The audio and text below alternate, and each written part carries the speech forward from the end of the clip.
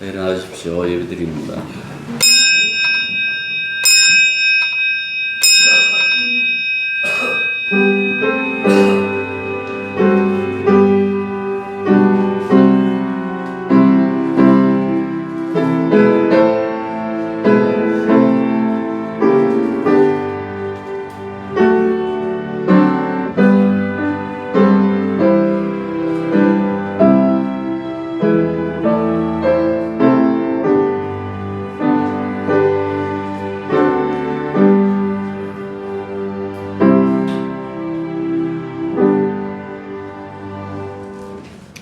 우리가 오늘 이렇게 아버지 앞에 모여 있는 것이 명절이고 아버지께 찬양드리고 기도하고 주시는 말씀 받는 것이 우리들의 기쁜 날인 줄 고백합니다. 이 시간 우리와 함께 하여 주시사 온전한 예배를 아버지께 드리게 하시고 성령이 이끄시는 그 예배, 우리의 영이 다 기쁨에 가득 차 있고 즐거움으로 가득 찬 그 모습으로 예배 드릴 수 있도록 주님 친히 역사하여 주옵소서. 예수님 이름으로 기도드립니다. 아멘. 자, 하나님 말씀 누가복음 13장 22절에서 30절까지입니다. 예수께서 각 성, 각 마을로 다니사 가르치시며 예루살렘으로 여행하시더니 어떤 사람이 여자에게 주여 오늘 하는 자가 들어오니까 그들에게 이르시되 좁은 문으로 들어가기를 힘쓰라. 내가 너희에게 이르노니 들어가기를 구하여도 못하는 자가 많으리라. 집주인이 일어나 문을 한번 닫은 후에 너희가 밖에서 문을 두드리며 주여 열어주소서 하면 그가 대답하여 이르되 나는 너희가 어디에서 온 자인지 알지 못하노라 하니 그때에 너희가 말하되 우리는 주 앞에서 먹고 마셨으며 주는 또한 우리의 길거리에서 가르치셨나이다 하나. 그가 너희에게 말하여 이르되 나는 너희가 어디에서 왔는지 알지 못하노라. 나는 모든 자들아 나를 떠나가라 하라. 너희가 아브라함과 이삭과 야곱과 모든 선지자는 하나님 나라에 있고 오직 너희는 밖에 쫓겨난 것을 볼 때에 거기서 슬피 울며 이를 갈리라. 사람이 풍성한 물로 부어서 하나님의 나라에 주시에 참여하리니 다 같이요. 보라, 나중된 자로서 먼저 될 자들도 먼저 된 자로서 나중될 자들도 이르라 하시더라. 아멘. 22절에서 지금 예수님의 가시는 그 방향이 나왔습니다. 예루살렘을 향해서 올라오고 계셨다라고 이렇게 말씀하고 있죠. 9장 51절부터 시작된 예루살렘을 향한 그 여정 이후에 처음으로 지금 예루살렘으로 올라가는 중임을 언급한 것입니다. 근데 그때 어떤 사람이 예수께 소수의 사람만 구원을 받는지 질문을 합니다. 이 질문은 당시 사람들의 관심을 반영했을 뿐만 아니라 여전히 궁금증을 자아내는 질문이기도 합니다. 인간이 창조된 이후 탄생한 총 인류가 있을 것 아닙니까? 그 중에서 얼마나 구원을 얻을까요? 예수님 당시 유대 문화는 구원에 대해서 이렇게 언급하면서 적은 수의 사람들만 구원을 받을 것이다 하고 이렇게 기록해 두었습니다. 어떤 점에서는 예수님을 환대하지 않고 거부하는 사람들이 더 많았기에 예수님의 잠재적 대답 또한 구원을 받는 사람의 수가 적다는 쪽으로 대답할 확률이 많다는 것을 예상할 수가 있잖아요. 게다가 24절에 보시면 좁은 문하고 이렇게 얘기를 하고 있습니다. 그런데 좁다라는 것은 힘들기 때문에 좁다라고 그렇게 얘기를 하잖아요. 문 자체가 좁다라기보다도. 그런데 여기서 좁은 문에 들어가기를 힘쓰라라고 했는데 이 힘쓰라는 말은 운동선수가 시합하거나 군인이 전쟁을 치를 때에 사용되는 그 단어를 지금 쓰고 있는 거예요. 그리고 하실 말씀이 이거는 앞에 좁은 문 해놓고는 그 다음에 애쓰라고 말씀하시고 난 다음에 뭐라고 말씀하시는 거 하니까 그 좁은 문에 들어가고 싶어 애쓰지만은 들어가지 못하는 사람들이 훨씬 많다라고 그렇게 말씀하고 있잖아요. 사람들은 구원의 문은 모두에게 열려있다라고 그렇게 얘기를 해요. 제한이 없다. 누구든 예수가 제시하시는 길을 따르기만 하면 들어갈 수 있다라고 이렇게 얘기를 해요. 그래서 왜 실패하느냐? 사람들이 구원의 문 안으로 들어가기를 원하지만은 예수님의 뜻에 따르지 않고 그분 말씀에 순종하지 않고 자기 뜻대로 믿기 때문에 실패한다라고 그렇게 생각합니다. 그런데 구원에 관련된 이 말씀이 30절까지 이어지는데요. 이 30절이 굉장히 미묘해요. 보라, 나중된 자로서 먼저 될 자도 있고 먼저 된 자로서 나중될 자도 있느니라. 이미 구원의 문에 들어섰다고 확신한 자라도 아닐 수가 있고, 반면에 자기는 구원의 문과 상관없다라고 생각했는데 이미 구원의 문 안에 들어가 있을 수도 있다라는 그 말이잖아요. 아무튼 이런 말씀들을 통해서 우리가 이렇게 이 본문을 내다본다면 우리는 오늘 이 어떤 사람의 이 질문을 통해서 보통 신앙생활을 하는 우리들의 어떤 관심이 어디에 쏠려 있는지를 간접적으로 알 수 있는 거예요. 여러분의 관심은 어디에 있나요? 예수님이 어떤 분이신지 좀 더 알고 싶어서 그렇게 안달이 나 있나요? 아니면 그것보다는 나의 구원에 대한 관심이 더 많은가요? 여러분들 아마 질문해보면 조금 말씀 좀 읽었다라는 그 사람들은 그런 얘기를 할 거예요. 나는 내 구원의 관심보다도 예수님에게 관심이 더 많다고. 근데 어떻게 하죠? 인간의 최종 관심은 자기 자신이에요. 오늘 예수님이 질문했던 이 혹자도 이 본질에서 벗어나지 않았어요. 이자가 물었던 그 질문, 주여 구원받을 사람이 적습니까? 이 질문에 자기 구원을 염두에 두고 하지 않았을까요? 자기 구원에 관심이 없으면서 이 구원받을 사람이 적겠느냐고 만약에 질문을 했다라면 이게 거짓말입니다. 그래서 질문한 겁니다. 소수의 사람만 구원받을까요? 아니면 하나님이 정한 구원의 숫자가 있을까요? 재미나는 것은 성경에 그 구원의 수가 나와요. 그 계시록에 2번 나와요. 그 수가 14만 4천. 요한계시록 7장에 나오고 14장에 나와요. 7장에 나올 때는 구약의 지파들의 이름들이 이렇게 같이 나온다고요. 각 지파당 12,000명씩 하고 이렇게 나와요. 그래서 다 합치니까 14만 4천 하고 이렇게 나와요. 물론 그 다음 구절부터 그 수를 무마시키는 장면이 나와요. 뭐라고 하는 거 하니까 그 요한이 이렇게 얘기를 해요. 수요를 셀 수 없을 만큼 큰 무리, 모든 민족과 종족과 언어에서 나온 자들로 손에 종려 가지를 들고 보좌에 앉으신 이와 구원의 어린 양을 향해서 구원을 노래한다라고 이렇게 되어져 있어요. 제가 한번 읽어볼게요. 9절부터 12절인데요. 2일 후에 14만 4천 그거 이제 보고 난 이후에 내가 보니 각 나라와 족속과 백성과 방언에 아무도 능히 셀 수 없이 큰 무리가 나와 흰옷을 입고 손에 종려가지를 들고 보좌 앞에 어린 양 앞에 서서 큰 소리로 외쳐 이르되 구원하심이 보좌에 앉으신 우리 하나님과 어린 양에게 있도다 하니 모든 천사가 보좌와 장로들과 네 생물의 주위에 서 있다가 보좌 앞에 엎드려 얼굴을 대고 하나님께 경배하여 이르되 아멘. 찬송과 영광과 지혜와 감사와 존귀와 권능과 힘이 우리 하나님께 세세토록 있을지어다 아멘 하더라. 이렇게 돼 있어요.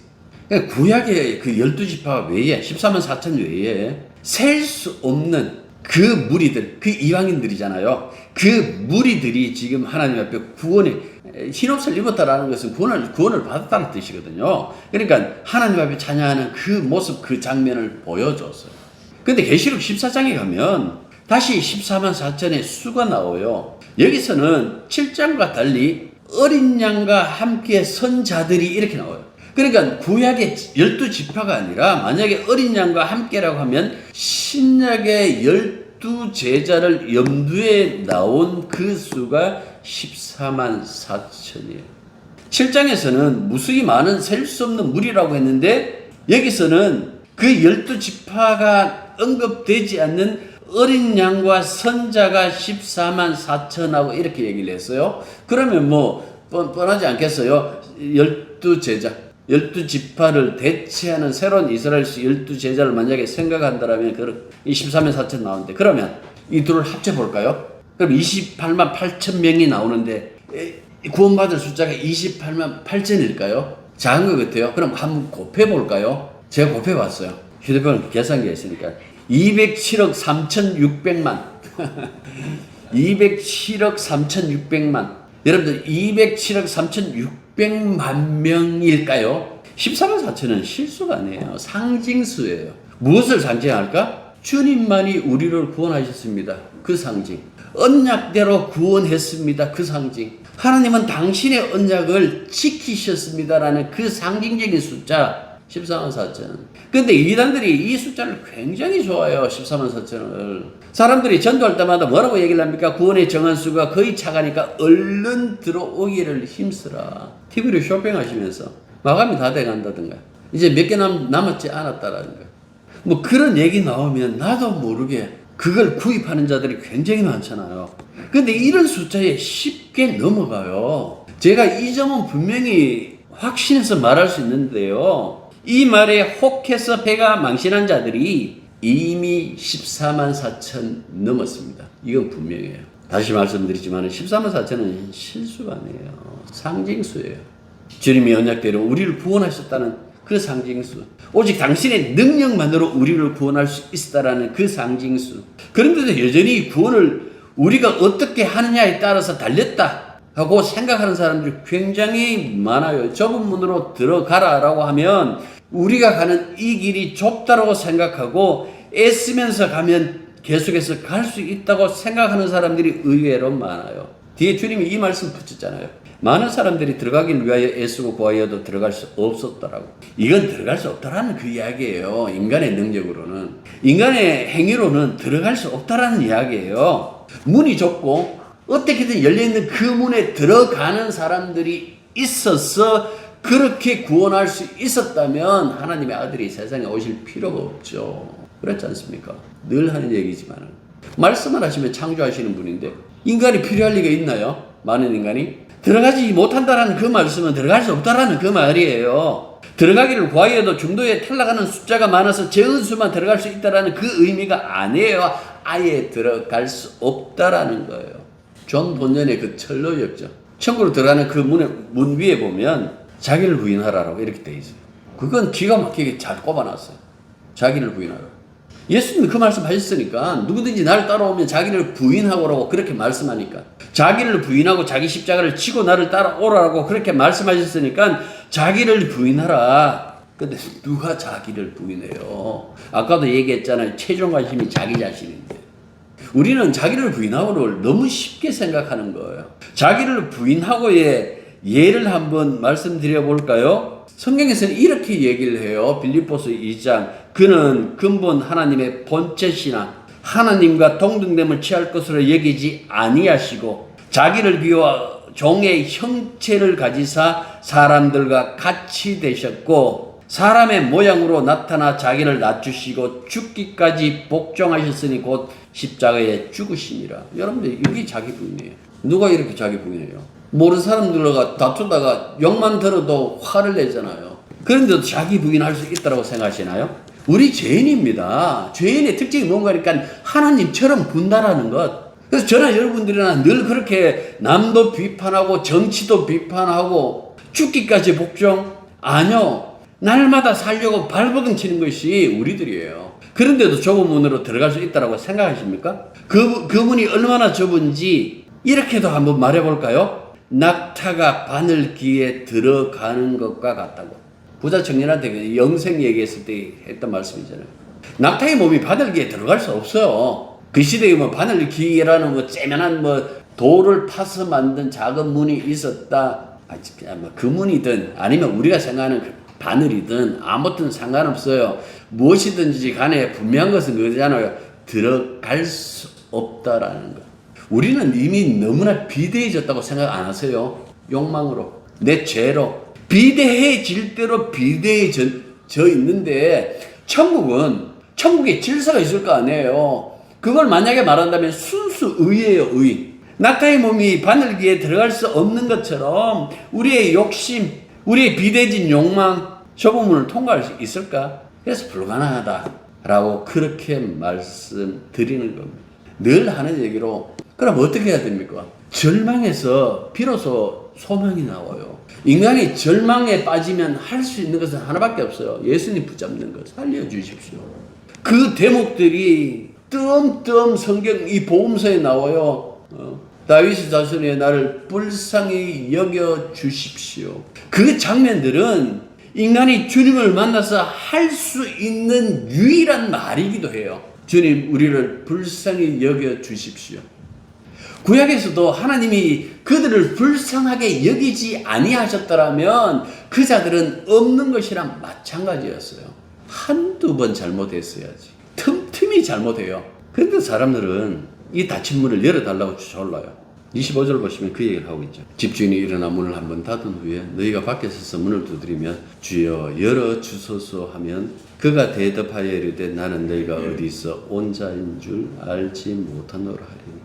이런 대목들이 왜 열처녀 비유에서도 나오고 여러 군데에서 이 장면들이 나와요. 그런데 그때마다 이유를 댑니다. 뭐 핑계 없는 무덤이 없다고 뭐 그렇게 얘기하는 것처럼 그렇게 이렇게 얘기를 합니다. 주님과 함께 먹고 마셨습니다. 그때 너희가 말하되 우리가 주 앞에서 먹고 마셨으며 주는 또한 우리를 길거리에서 가르치셨나이다. 이렇게 우리가 주님과 무관한 것이 아니라 관계 있습니다라고 했는데 주님은 매몰차게 거절하십니다. 그것도 이렇게 말씀하세요. 그가 너희에게 말하여 이르되 나는 너희가 어디서 왔는지 알지 못하노라.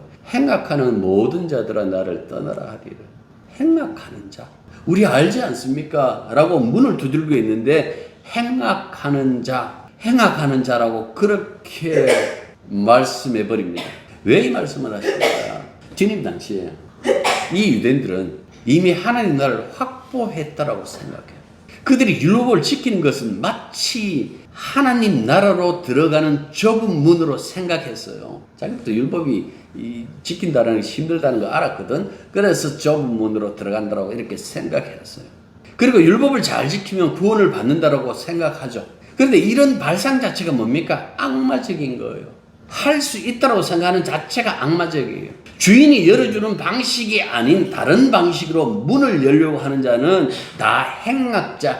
그 요한복음 10장에서는 양의 문 얘기하면서 그 얘기를 하죠. 강도라고 얘기하잖아요. 주인이 문 열어주는 것도 아닌데 문 열고 들어와서 그 모든 것을 누리려고 하는 자들은 뭡니까? 강도잖아요. 그걸 누가복음에서는 행악자하고 이렇게 말씀한 거예요.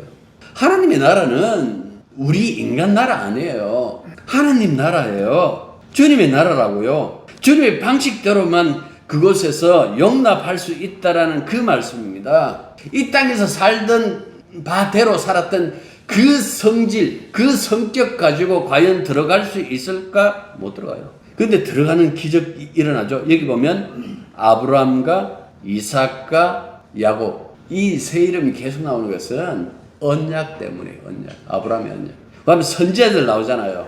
선지자들이 끊임없이 얘기를 해요. 다윗 언약. 너희들이 언약대로 하지 않는다라고. 그러니까 보십시오. 그 언약의 은혜를 입은 자들 그리고 언약의 은혜를 선포한 자들이 이 좁은 문에 들어서서 구원에 들어갔다라는 그 사실을 얘기해 주잖아요. 이게 무슨 말일까? 그 은혜 얘기하는 거예요. 아브라함과 이삭과 야곱 행위로 구원을 받았나요? 행위로 구원 안 돼요. 시 얘기했을 때에 이스마엘 또다시 시 얘기했을 때에 나이가 몇 살인데 하고 웃었어요. 아브라함의 믿음 하니까 우리는 아브라함의 믿음이 대단한 어떤 그 믿음인 줄 생각하시는데 아니에요. 하나님께서 만들어 주신 거예요. 하나님이 하신다라는 것. 그걸 일일이 보여주는데요. 생각해 보십시오. 하나님 말씀하시고 하나님 이루어주시니 안 믿을래야 안 믿을 수 없지. 당신이 말씀하시고 당신이 다 이루어주세요.